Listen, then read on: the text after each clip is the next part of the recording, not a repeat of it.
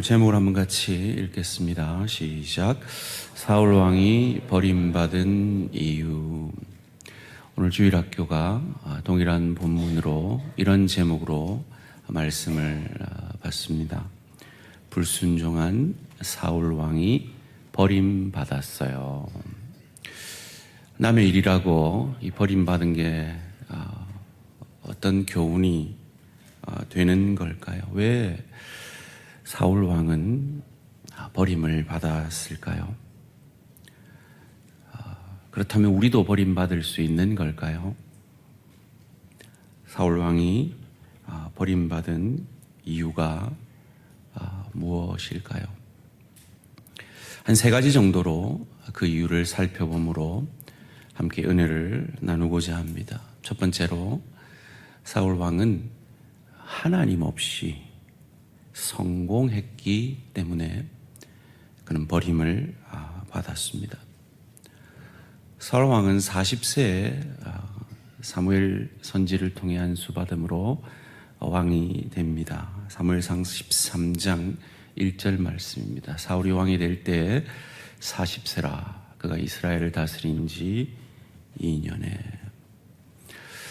그렇다면 이 악명 높은 실패한 왕으로 우리에게 인식되어지는 이 사울 왕의 다스리는 시대에 이스라엘 땅은 어땠을까요? 하나님은 오늘 본문 15장 전에 14장 47절에서 52절 말씀 가운데 사울의 그의 다스림의 시대를 정리해 버리십니다. 대표적으로 47절, 48절이 그것인데요. 여러분 깜짝 놀라실 겁니다. 읽고 놀라는 표정을 지으셔야 됩니다. 사울이 이스라엘 왕위에 오른 후에 사방에 있는 모든 대적 곧 모압과 암몬 자손의 에돔과 소바의 왕들과 블레셋 사람들을 쳤는데 향하는 곳마다 이겼고 용감하게 아말렉 사람들을 치고 이스라엘을 그 약탈하는 자들의 손에서 건졌더라. 참 감사하네요, 진짜. 그것까지 순종해 주시고 말이죠. 여러분 놀랄 일입니다. 왕으로서는 이보다 완벽한 왕이 없었습니다. 그런데 이 완벽한 사울 왕에 대해 영적인 칭찬은 한마디도 없습니다. 그에 대한 선한 영적 평가가 성경은 기록되어지지 않았다라는 겁니다.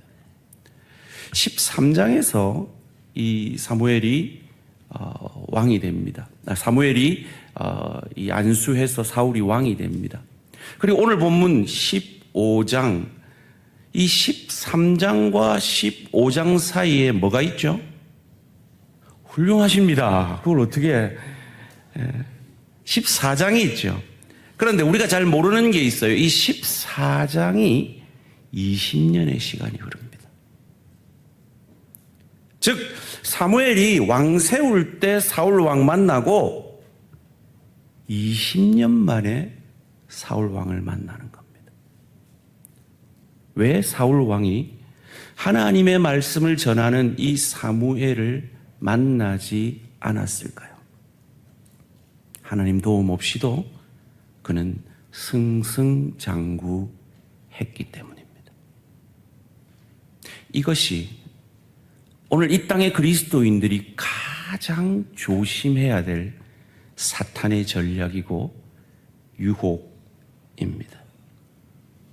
15장 1절에서 드디어 20년 만에 사무엘이 사울을 만나서 이렇게 말합니다. 사무엘이 사울에게 이르되 여호와께서 나를 보내어 왕에게 기름을 부어 그의 백성 이스라엘 위에 왕으로 삼으셨은즉 이제 왕은 여호와의 말씀을 들으소서. 하나님은 하나님의 사람들에게 하나님의 사람을 보내서 그들의 정체성을 인식하게 합니다. 너 그렇게 잘났어? 아니야. 네가 왕된 것 네가 잘나서가 아니야.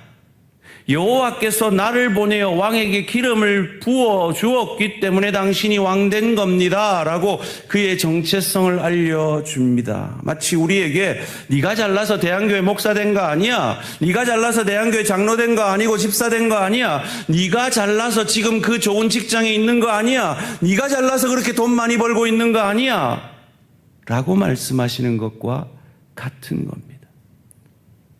그래서 우리는 오늘 이 사무엘이 사울에게 하는 말을 들어야 합니다. 주의 말씀을 들으시옵소서라고요. 왜요? 왜 하나님은 우리에게 그의 말씀을 들으라 할까요? 우리에게 좋은 것을 주시기를 원하시기 때문입니다. 잠언 16장 20절 말씀입니다. 삼가 말씀에 주의하는 자는 좋은 것을 얻나니 여호와를 의지하는 자는 복이 있느니라. 사울은 승승장구함으로 이 복을 놓친 것이죠. 좋은 것을 놓친 것입니다.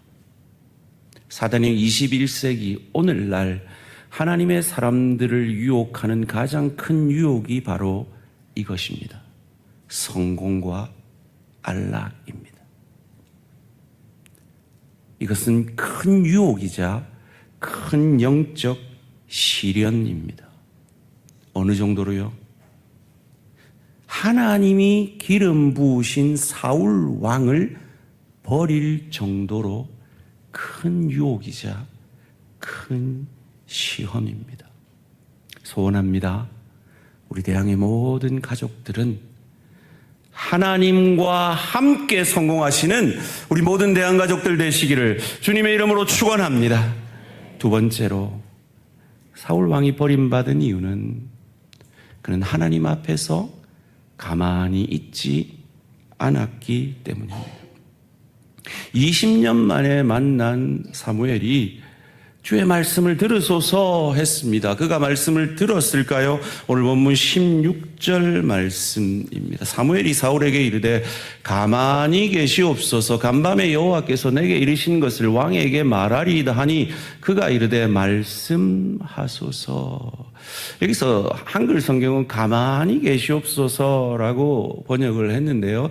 영어 성경에 보면 be quiet and listen 이라고 되어 있습니다. 무슨 말입니까? 조용히 말하지 말고 하나님 말씀 좀 들으세요 하는 말입니다. 왜요? 그는 앞선 구절들에서 여러 가지 변명들로 자기를 말하고 있었기 때문입니다. 하나님의 뜻보다 자기 뜻을 내세우고 자기 생각을 내세우고 자기 소원을 더 내세웠기 때문입니다. 우리는 어떠합니까? 하박국 선지자는 2장 20절에서 이렇게 말합니다. 오직 여호와는 그 성전에 계시니 온 땅은 그 앞에서 잠잠할지니라 하시니라. 전도서 5장 2절도 말합니다. 너는 하나님 앞에서 함부로 입을 열지 말며 급한 마음으로 말을 내지 말라. 하나님은 하늘에 계시고 너는 땅에 있음이니라. 그런즉 마땅히 말을 적게 할 것이라. 여러분 예배에 오면요 말을 적게 하고 말을 안 하고 입을 열지 말고 잘 들어야 됩니다. 이 말씀을 지금 누구만 불순종하고 있죠? 저만 불순종하고 있어요. 그 말이 아니라 여러분 지금 이 말씀 들으면서도 지금 머릿속에는 오만 말 다 하고 계시잖아요. 그거 멈추라는 거예요. 내 생각, 내 감정 멈추라는 거예요. 그리고 하나님 말씀을 들으라 하는 겁니다. 하나님이 아말렉을 진멸하라는 그 하나님의 뜻을 사울 왕에게 사무엘을 통해 가르쳐 주십니다. 2절, 3절 말씀입니다. 만군의 여호와께서 이같이 말씀하시기를 아말렉이 이스라엘에게 행한 일, 곧 애굽에서 나올 때 길에서 대적한 일로 내가 그들을 벌하노니 지금 가서 아말렉을 쳐서 그들의 모든 소유를 남기지 말고 진멸하되 남녀와 소아와 젖먹는 아이와 우양과 낙타와 나귀를 죽이라 하셨나이다 하니. 여러분, 이게 좀 하나님 너무 잔인하신 거 아닌가요? 뭐 이렇게까지 하라 하시는 것일까요? 우리가 이 하나님의 말씀을 이렇게 이해해 보면 어떨까 싶습니다. 여러분, 뉴스에서 이 의붓 자녀를 학대하다가 죽인 그런 부모의 뉴스를 듣곤 하죠. 그래서 재판장이 그에게 무기징역하고 땅 때리면 사람들은 뭐라고 반응합니까? 아이고, 저게 어찌 무기징역이야. 저런 인간은 죽여야지 라고 반응을 하지, 저 재판관 너무 잔인하네, 이렇게 반응하지 않는단 말이죠. 공정하신 하나님이 지금 그렇게 재판하신 겁니다. 도대체 아말렉이 어떻게 했게요? 출애굽기 17장 8절 말씀입니다. 함께 읽습니다. 시작. 그때에 아말렉이 와서 이스라엘과 르비딤에서 싸우니라. 이게 지금 400년 전에 출애굽할 때 이야기입니다. 이 아말렉이 이스라엘이 출애굽했을 그때에 이 이스라엘을 쳐요. 그런데 자기 땅에 쳐들어왔기 때문에 친 게 아니에요. 지도를 한번 보여드릴게요. 이 아말렉은 저 북쪽에 딱 있어요. 르비딤은 남쪽에 있어요. 저 북쪽에서 일부러 내려와 가지고 이스라엘을 쳤어요. 하나님의 백성들을 쳤어요. 이 전쟁이 그 유명한 모세가 손든 전쟁이에요. 출애굽기 17장 11절 말씀입니다. 모세가 손을 들면 이스라엘이 이기고 손을 내리면 아말렉이 이기더니, 이 전쟁에서 하나님께서 이기게 해 주시죠. 여기서 끝이 아닙니다. 가나안 땅에 들어가기 전에도 이 아말렉에 대한 심판을 말씀하십니다. 신명기 25장 17절 18절 말씀입니다. 너희는 애굽에서 나오는 길에 아말렉이 내게 행한 일을 기억하라. 곧 그들이 너를 길에서 만나 내가 피곤할 때 내 뒤에 떨어진 약한 자들을 쳤고 하나님을 두려워하지 아니하였느니라. 왜 아기까지 죽이라 합니까? 그들이 약한 자, 그 행진의 가장 뒤에 있는 여자와 아이들을 쳤기 때문이죠. 약한 자를 긍휼히 여기시는 하나님을 두려워하지 않았기 때문입니다. 이 블레셋과의 전투는 13장에 보면 3,000명 정도가 동원됐다고 했는데요. 이 전쟁에는 20만이 동원될 정도로 하나님은 이 전쟁에 의미를 두십니다. 4절 말씀입니다. 사울이 백성을 소집하고 그들을 들라임에서 세어보니 보병이 20만 명이요 유다 사람이 10,000명이라. 그런데 하나님께서는 치기 전에 피할 길을 반드시 열어주십니다.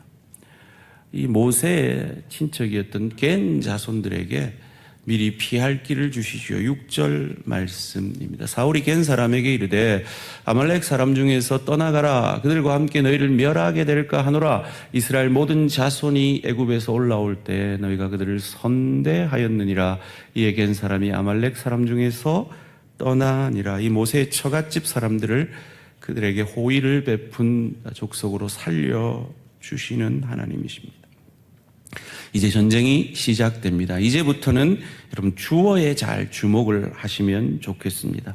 7절, 8절 말씀입니다. 사울이 하윌라에서부터 애굽 왕 술에 이르기까지 아말렉 사람을 치고 아말렉 사람의 왕 아각을 사로잡고 칼날로 그의 모든 백성을 진멸하였을 때, 이 전쟁에서 승리한 주체를 누구라고 말합니까? 사울이라고 말합니다. 그런데 이 아각을 죽여야 되는데 사로잡습니다.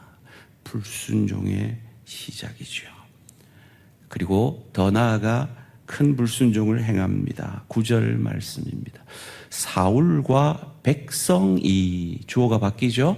아각과 그의 양과 소의 가장 좋은 것 또는 기름진 것과 어린 양과 모든 좋은 것을 남기고 진멸하기를 즐겨 아니하고 가치 없고 하자는 것은 진멸하니라. 불순종에는 사울뿐만 아니라 백성이 동참되었다라고 성경이 기록하고 있습니다. 그리고 이어지는 본문에서 그가 기념비를 쌓았다라고 말합니다. 12절 말씀입니다. 사무엘이 사울을 만나려고 아침에 일찍 일어났더니 어떤 사람이 사무엘에게 말하여 이르되 사울이 갈멜에 이르러 자기를 위하여 기념비를 세우고 발길을 돌려 길갈로 내려갔다 하는지라. 여러분, 놀랍게도요, 세상 사학자들이 이 다윗이 실존 인물이 아니라고 주장하는 사람들이 있습니다. 그 이유가요, 다윗을 기념하는 기념비가 존재하지 않기 때문입니다. 왜요? 사울은 자기를 위해서 기념비를 세웠지만 다윗은 오직 하나님을 위하여 자기의 이름을 감추었기 때문입니다. 가만히 있지 않았습니다. 자기를 내세웠습니다. 자기를 드러냈습니다. 자기 뜻, 자기 생각, 자기 감정을 드러내는 인생이었습니다. 끝까지 자기의 잘못을 인정하고 나서도 그는 자기 자존심만 챙기려고 합니다. 읽지는 않았지만 30절 말씀입니다. 사울이 이르되 내가 범죄하였을지라도 이제 청하옵나니 내 백성의 장로들 앞과 이스라엘 앞에서 나를 높이사 나와 함께 돌아가서 내가 당신의 여호와께 경배하게 하소서 하더라. 자기 잘못을 깨닫고도 이 사무엘에게 백성들 앞에서 내 체면 좀 살려주세요 하면서 하는 말이 백성은 내 백성입니다. 그런데 하나님은 당신의 하나님입니다. 자기 하나님이 아닌 거죠. 왜요? 자기가 하나님이고 자기가 신이고 자기 배가 신이기 때문입니다. 이것은 15절 21절에도 나옵니다. 사울이 이르되 그것은 무리가 아말렉 사람들에게서 끌어온 것인데 백성이 당신의 하나님 여호와께 21절에도 나옵니다. 다만 백성이 그 마땅히 멸할 것 중에서 가장 좋은 것으로 길갈에서 당신의 하나님 여호와께 제사하려고. 그의 하나님이 아니었습니다. 그런데 동일하게 사울처럼 부족하였고 범죄했던 그 다윗은 하나님을 어떻게 고백하고 있습니까? 사무엘하 22장 2절 3절 말씀입니다. 이르되 여호와는 나의 반석이시요 나의 요새시요 나를 위하여 나를 건지시는 자시요 내가 피할 나의 반석의 하나님이시요 나의 방패시요 나의 구원의 뿌리시요 나의 높은 망대시요 그에게 피할 나의 피난처시요 나의 구원자시라. 나를 폭력에서 구원하셨도다. 사랑하는 성도님들, 하나님이 여러분에게는 어떤 하나님이십니까?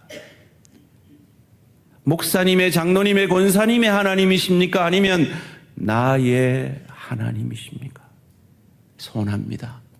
여기 있는 모든 우리 대한가족들, 당신의 하나님이 아니라 하나님을 나의 하나님으로 고백하는 저와 우리 모든 성도님들 되시기를 주님의 이름으로 축원합니다.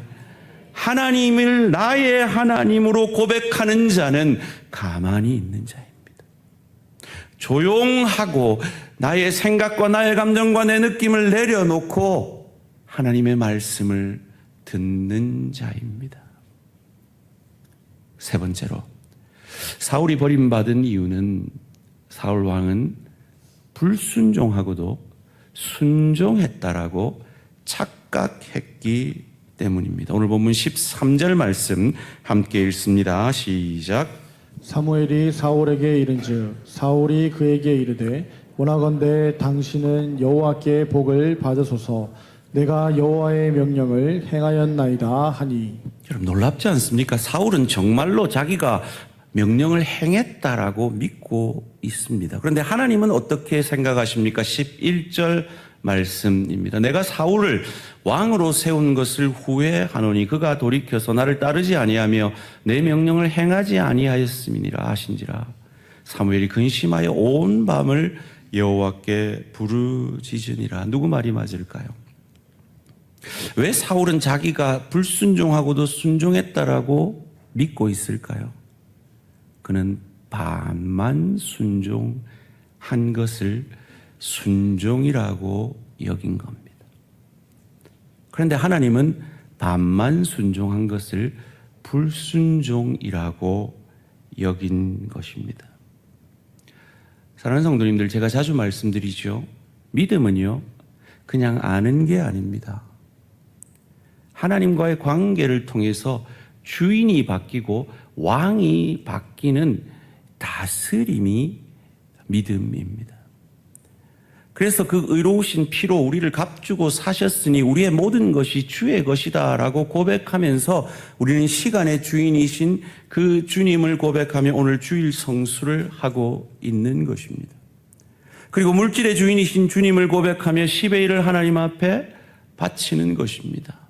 더 나아가서 우리의 인생의 선택의 순간마다 WWJD, What would Jesus do? 예수님이라면 어떻게 하실까? 그 고민과 그 생각과 그 기도 가운데 우리의 인생의 걸음걸음을 걸어가려고 노력하는 것이 믿음의 사람들의 모습이라는 것입니다.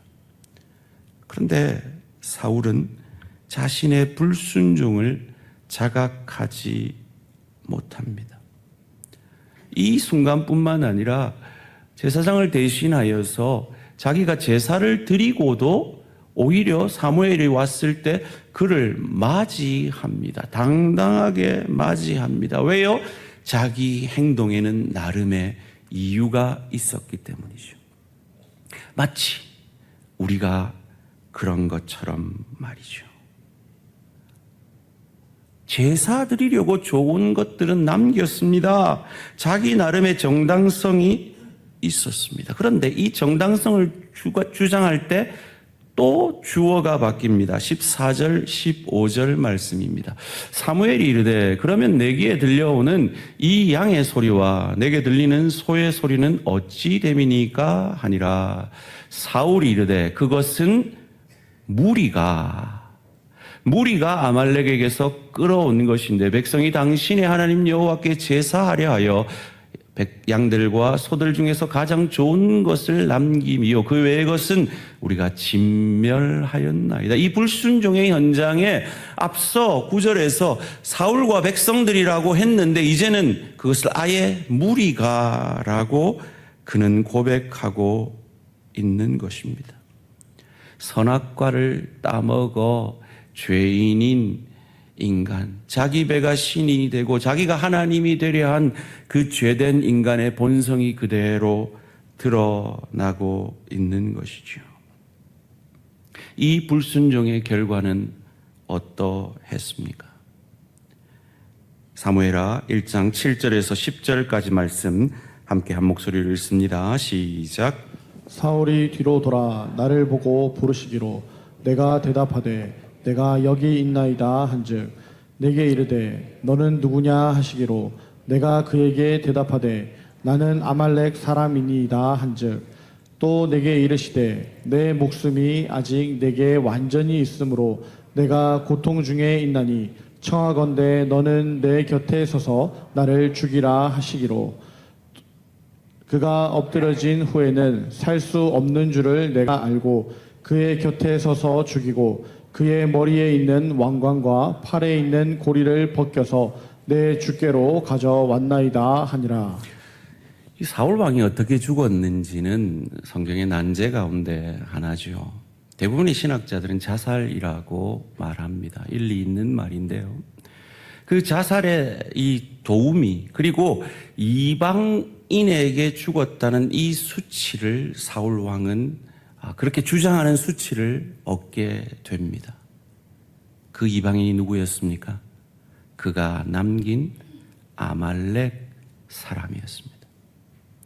성경은 우리의 불순종으로서 그 불순종으로 말미암아 우리가 경험하게 되어지는 그것들을 너무 잘 보여줍니다. 대표적인 것이 여호수아 11장 22절 말씀입니다. 이스라엘 자손의 땅에는 아낙 사람들이 하나도 남지 아니하였고 가사와 가드와 아스돗에만 남았더라. 하나님은 가나안 백성들을 다 진멸하라 하셨습니다. 그런데 가사와 가드와 아스돗은 남겨두었습니다. 반만 순종한 거죠. 그래서 이 가사에서 누가 나왔습니까? 데릴라가 나왔습니다. 이 가드에서 누가 나왔습니까? 골리앗이 나왔습니다. 이 아스돗에서 법궤가 빼앗깁니다. 불순종의 결과입니다.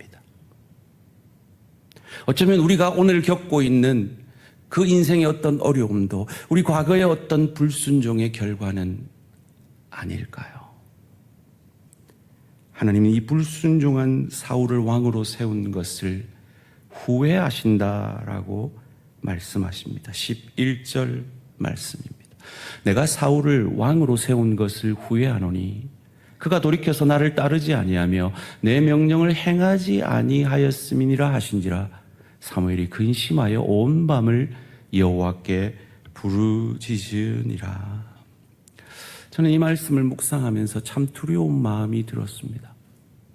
하나님이 내가 너를 대항교회 담임 목사로 세운 걸 후회한다, 그런 말을 들으면 우리가 얼마나 한스러울까요?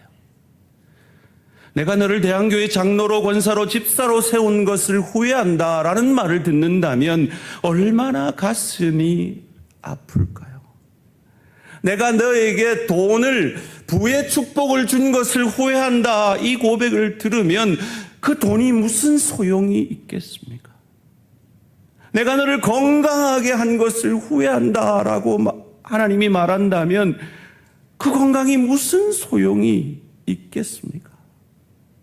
더 나아가서 내가 정말 사랑하는 딸이 있었는데 그 딸한테 그 딸을 내게 주어 너를 남편 삼은 것을 후회한다 하시면 이 얼마나 가슴 아픈 일입니까?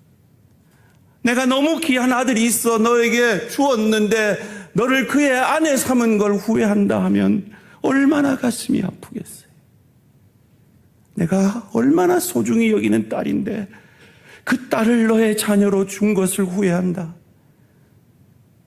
내가 너무너무 귀해서 너의 부모로 주었는데 너에게 그런 부모 준 걸 후회한다. 네 지식을 뛰어넘어, 네 능력을 뛰어넘어 내가 너한테 그렇게 좋은 직장 줬는데 그걸 우상으로 삼는, 그것 너를 보면서 나는 후회한다라는 말을 듣는다면 우리가 얼마나 가슴이 아프겠습니까? 제가 언제도 간증한 적이 있는데요. 제가 이민 목회를 하면서 제일 들었던 충격적인 간증이 하나 있습니다. 여러분 아마 기억하실 거예요. 어느 귀한 부부가 처음 세탁소를 차리면서 하나님 앞에 축복받고자 목사님을 모셔서 개업 예배를 드리고 목사님이 간절히 축복 기도를 해줍니다. 감사하게도 하나가 2개 되고 2개가 4개가 되고 30개까지 늘어나는 거예요. 그런데 30개까지 늘어나니까 이분이 주일 성수를 빼먹기 시작합니다. 11조를 땡땡이 치기 시작합니다. 들리는 소리가 부부간의 사이도 안 좋답니다. 저는 절대 그렇게 못할 것 같은데 그 사무엘과 같은 그 목사님이 그 집에 가서 그 가게에 가서 눈물로 이렇게 기도했대잖아요. 기억나십니까? 하나님, 이 가게를 망하게 해 주십시오. 사랑하는 성도님들, 하나님 없이 성공하기보다 차라리 하나님 없이 실패함으로 하나님과 함께 성공하는 우리 모든 대한가족들 되시기를 주님의 이름으로 축원합니다. 사울이 왜 그랬을까요? 그는 하나님을 두려워하지 않고 백성을 두려워했기 때문입니다. 오늘 본문 24절 말씀입니다. 사울이 사무엘에게 이르되 내가 범죄하였나이다. 내가 여호와의 명령과 당신의 말씀을 어긴 것은 내가 백성을 두려워하여 그들의 말을 청종하였음이니이다. 사랑하는 성도님들, 혹 여러분은 하나님의 말씀보다 여러분의 상사를 더 두려워하고 계시지는 않습니까? 갈라디아서 1장 10절은 말합니다. 이제 내가 사람들에게 좋게 하랴, 하나님께 좋게 하랴, 사람들에게 기쁨을 구하랴. 내가 지금까지 사람들의 기쁨을 구하였다면 그리스도의 종이 아니니라. 여러분, 혹 주일 성수 못할 때 여러분 가족의 말을 들었기 때문인 적 없습니까? 11조 빼먹을 때 사람 말 들어서 타협하신 적 없습니까? WWJD, 예수님이라면 어떻게 하실까? 내 주인님이라면 어떻게 하실까? 그렇게 사는 인생 가운데 그 예수님의 말 듣지 않고 사람의 말 들었기 때문에 타협한 적은 없으십니까? 사울이 그랬습니다. 그런데요, 그 백성들은 그때는 사울 왕 최고다 했습니다. 그런데 그 백성의, 그 사람들의 마음은요, 조석지변이에요. 다윗이 블레셋 죽이고 나니까요, 다윗이 골리앗 죽이고 나니까요, 사울이 죽인 자는 천천히요, 다윗이 죽인 자는 만만이다. 그게 인간의 마음입니다. 사울은 왕권은 유지되었지만 하나님 앞에 왕으로서 온전히 버림받습니다. 사무엘상 15장 35절입니다. 사무엘이 죽는 날까지 사울을 다시 가서 보지 아니하였으니 이는 그가 사울을 위하여 슬퍼함이었고 여호와께서는 사울을 이스라엘 왕으로 삼으신 것을 후회하셨더라. 재밌지 않아요? 사울은 전혀 슬퍼하지 않아요. 왜요? 그의 왕권이 잘 유지되고 있기 때문입니다. 그런데 그것을 보고 사무엘이 슬퍼합니다. 어떤 성도님들을 보면 제가 참 슬픕니다. 왜 저럴까? 그런데 그분들은 전혀 슬퍼하지 않아요. 왜요? 잘 나가고 있거든요. 그것이 가장 큰 시험이고 가장 큰 유혹이고 가장 큰 시련이라는 것을 그 당시에는 모르기 때문입니다. 여러분, 목사의 마음에 10,000배의 마음이 하나님 아버지의 마음입니다. 그 하나님 아버지의 여러분을 향한 그 마음을 이 사무엘이 사울을 향하여 슬퍼하며 기도하는 모습을 통해 우리에게 보여주고 있습니다. 오늘 본문 11절 말씀입니다. 내가 사울을 왕으로 세운 것을 후회하노니 그가 돌이켜서 나를 따르지 아니하며 내 명령을 행하지 아니하였음이니라 하신지라. 사무엘이 근심하여 온 밤을 여호와께 부르짖으니라. 밤새 사울을 위해 기도하고 있는 겁니다. 어느 정도로 슬퍼했느냐? 16장 1절 말씀입니다. 여호와께서 사무엘에게 이르시되 내가 이미 사울을 버려 이스라엘 왕이 되지 못하게 하였거늘 내가 그를 위하여 언제까지 슬퍼하겠느냐? 여러분, 왜 사울이 이렇게 됐을까요? 이렇게 자기를 위하여 간절히 기도하는 사무엘과 친하지 않았어요. 20년 만에 사무엘을 만났다는 게 이게 말이 됩니까? 제가 1부에도 여쭤봤는데요. 2부에도 한번 여쭤볼게요. 여러분, 아멘 크게 안 하시면 제가 삐질 것 같아요. 여러분, 믿음 생활을 위해서 여러분의 담임 목사와 교역자들과 친해지시기를 주님의 이름으로 축원합니다. 아멘 하는 사람들 내가 봤어요. 제가요, 며칠 전에 장례식 가는데 제가 검은 차에 딱 타고 있으니까요. 전부 은색 차에 다 타더라고요.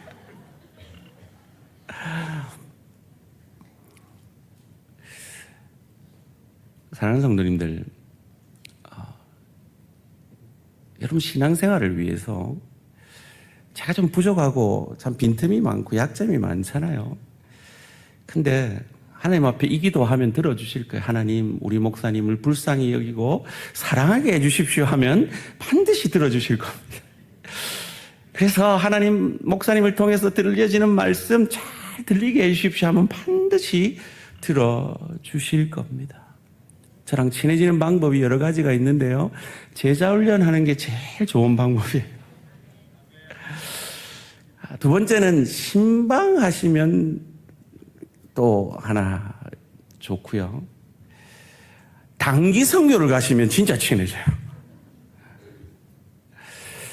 그것도 힘드시면 1년에 한 번씩 여러분의 기도 제목 주시면 제가 여러분들의 형편을 알게 되고 위해서 기도할 수 있게 됩니다. 일부에 참여하신 성도님인데요. 그 자리에서 손 뒤로 하고 스쿼드를 200번 하시는 우리 성도님이 한 분 계세요. 제가 놀래가지고 아이고 어떻게 그렇게 하세요 했더니 자기가 그렇게 하는 이유가 있대요. 60대 후반 되신 성도님인데요. 제가요 우리 집 침대에서 요양병원 침대에서 안 죽고 우리 집 침대에서 죽고 싶어서 이렇게 합니다 이러더라고요. 근데 제가 그 성도님의 말을 들었을 때 그 성도님의 침대가 생각이 났습니다. 그 모기장이 아주 예쁘게 쳐져 있던 침대였습니다. 왜요? 신방을 갔거든요. 그러면 참 신실하게 이렇게 하나님 앞에서 서는 분이죠. 왜요? 이 영적 지도자와 교육자들과 이렇게 계속 소통이 있고 그 소통 속에서 아름답게 빚어지기 때문입니다. 사랑하는 성도님들, 이 사무엘의 마음이 목회자의 마음이며 부족한 목회자는 이 부분에서 부족할 수 있어도 여러분을 위해서 이 마음을 간절히 가지시는 한 분이 계십니다. 로마서 8장 26절 말씀 함께 읽습니다. 시작.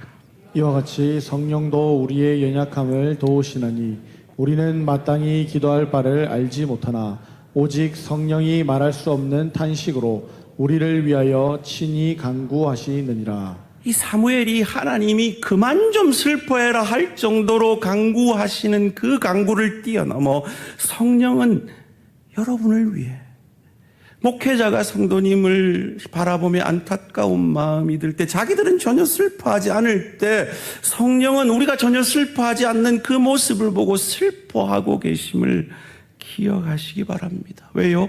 우리는 연약하잖아요. 그래요, 우리 모두는 다 연약합니다. 말씀을 맺겠습니다. 어느 목회자 가정이 경제적으로 좀 어려워서 목사님이 사모님께 부탁을 합니다. 여보, 당분간 우리 옷 사지 말고 외식하지 맙시다. 예, 알았어요. 사모님이 동의를 했습니다. 그런데 어느 날 사모님이 백화점 쇼핑백을 들고 집에를 들어오는 겁니다. 목사님이 화딱지가 나가지고 여보, 우리 쇼핑하지 말자고 했잖아요 했더니 그랬죠. 근데 백화점에 가니까 너무 예쁜 옷이 있어서 샀어요 그러는 거예요. 아니 여보, 그때는 사탄아 내 뒤로 물러가라 라고 했어야죠. 아이고 여보, 제가 했죠. 사탄아 내 뒤로 물러가라 했더니 사탄이 뒤로 와가지고 사모님 뒤도 더 아름다우십니다 그러더라고요. 그래, 우리는 이렇게 연약합니다. 사랑하는 성도님들, 정직하게 한번 답해 보세요. 오늘 말씀 앞에서 우리는 다윗과 같은 삶입니까? 사울 왕 같은 삶입니까? 오늘 제목이 뭐였죠? 사울 왕이 버림받은 이유 세 가지가 뭐라 했습니까? 하나님 없이 성공했어요. 가만히 있지 않았어요. 조용히 듣지 않고 자기 생각, 자기 감정, 자기 뜻을 말했어요. 그리고요, 반쪽짜리 순종해놓고 다 순종했다고 착각했어요. 근데 여러분, 이게 누구 모습이죠? 왜 옆 사람 보십니까? 이게 누구 모습이에요? 우리잖아요. 우리 주일학교 제목이 뭐였다고요? 불순종함으로 사울 왕이 버림받았어요. 그럼 우리도요? 불순종한 우리도 버림받아 마땅하죠. 그런데 다윗의 자손 예수 그리스도가 저 하늘 보좌에서 버림받아 이 땅에 오셨어요. 짐승 같은 삶을 사는 우리의 밥이 되어 주시려 짐승의 밥통에 가장 약한 어린아이의 모습으로 누이셨어요. 우리가 늘 지는 그 사탄의 시험을 우리 대신 대속의 제물로 이겨주시고, 인간의 대표자인 세례 요한에게 하나님의 의를 이루기 위해 세례 받으심으로 내가 진 모든 불순종을 자신이 진 것처럼 짊어지시고 십자가에서 그 의로우신 피, 죄 없으신 그 피를 흘려 죽어주셨어요. 오늘 제목은 좀 우울한데요. 다음 주 제목은 좋아요. 다윗이 골리앗을 이겼어요. 근데요, 그건 다윗이 골리앗을 이겼다는 그 정도가 아니에요. 다윗의 자손 예수가 죄와 사망을 이기셨다는 거예요. 저와 여러분의 불순종을 대신 감당하기 위해 다윗은 그것을 바라봄으로 그도 범죄했죠. 그런데 그에게는 하나님이 나의 하나님이셨기에 다시 돌이킬 수 있었고, 그의 태를 통해 올 메시아 그리스도를 바라봄으로 그는 구원을 받았다면, 불순종한 저와 여러분은 오신 메시아 다윗의 자손 예수 그리스도를 믿음으로 하나님 앞에 불순종하여 버림받아야 되는 그 하나님 앞에 용납되고 하나님의 자녀 되고 천국 백성 되었음을 믿으시기를 주님의 이름으로 축원합니다. 그렇기에 그 감사로 나는 하나님 없이는 성공하지 않겠다. 차라리 실패하겠다. 하나님과 함께 성공하는 인생 되겠다. 나는 내 생각, 내 감정, 내 뜻 내려놓고 하나님께 듣겠다. 그래서 불완전한 순종 아니라 그리스도 예수의 완전한 순종까지 자라가기에 주님 부르시는 그날까지 몸부림치겠다 고백하는 저와 우리 모든 성도님 되시기를 주님의 이름으로 축원합니다. 함께 이 믿음의 고백을 찬양으로 올려드리겠습니다. 말씀이 육신이 되셔서 우리가 이룰 수 없는 그 의로움을, 그 순종을 우리 대신 이루어 주신 그 주님의 은혜 감사함으로 주님, 나도 말씀 되신 예수를 따라가며 닮아가는 온전한 자 예수의 제자 되어지며 우리 대한교회가 이 제자 훈련이 문화가 되는 교회가 되기를 원합니다. 함께 고백하겠습니다. 말씀 앞에서 경외함으로 주께 홀로 섭니다. 생명의 말씀 읽고 순종해 주를 예배합니다. 가슴에 손을 얹고 고백할까요? 기록된 말씀 힘이 있어서 진리로 우리를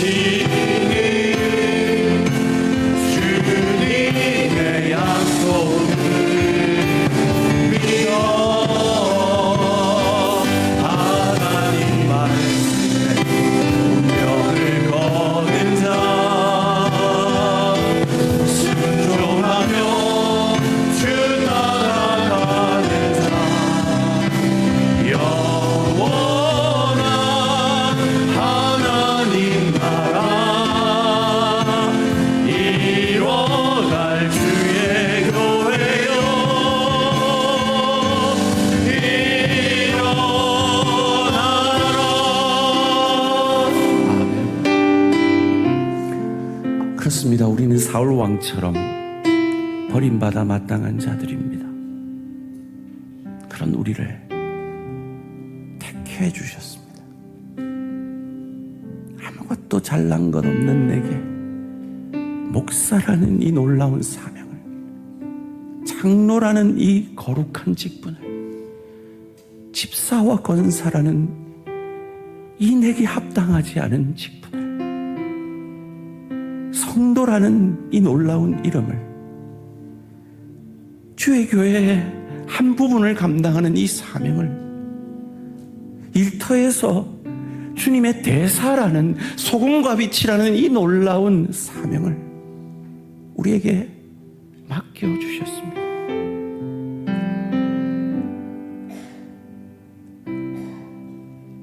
아무 걱정이 없으십니까?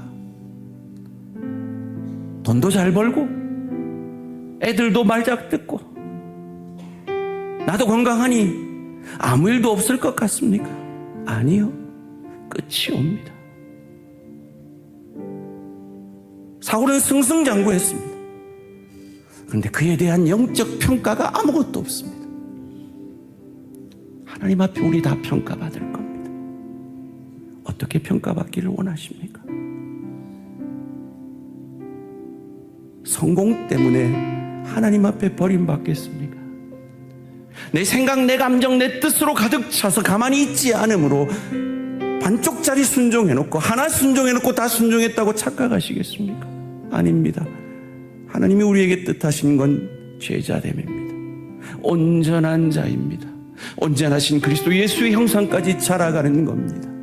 만족하지 마시고 주님 앞에 주님 부르시는 그날까지 이 길 가겠습니다. 주여 한번 부르시면서 내 귀에 들릴 정도로 하나님 앞에 결단의 고백을 올려드립니다.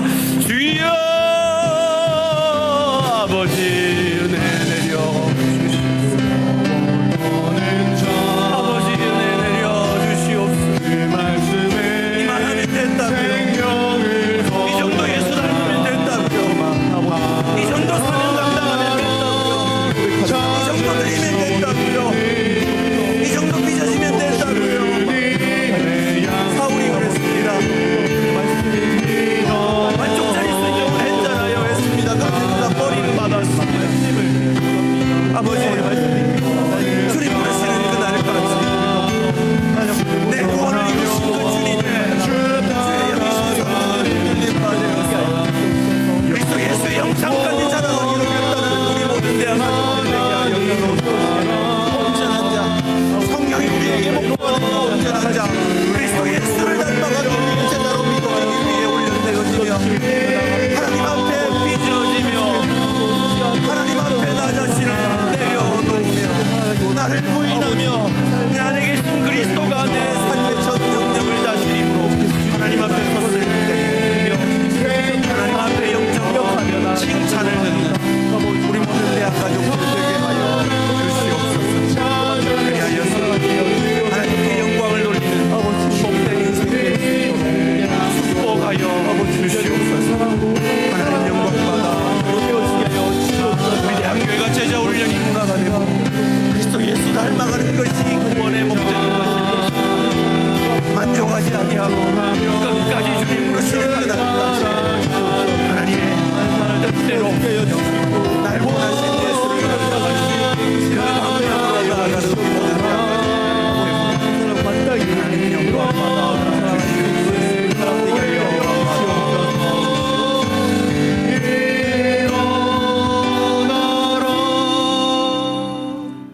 이제는 우리 주 예수 그리스도의 은혜와 하나님의 크신 사랑과 보혜사 성령님의 충만하신 은총이 사울 왕처럼 버림받아 마땅한 우리를 하나님의 자녀로, 천국 백성으로, 목사와 장로와 권사와 집사와 성도로, 남편과 아내와 부모와 자녀와 동료와 지체로 부르신 것을 후회하지 아니하시고 기뻐해 주실 그 주님을 바라보며 주님 부르시는 그날까지 온전한 자로 그리스도의 제자로 빚어져 가기를 소원하는 주의 백성들 머리 위에, 그 가정과 일터와 대한 공동체와 이 나라 이 민족과 그런 우리의 몸부림을 보고 자라는 다음 세대 위에 지금부터 영원토록 함께 있을지어다. 아멘.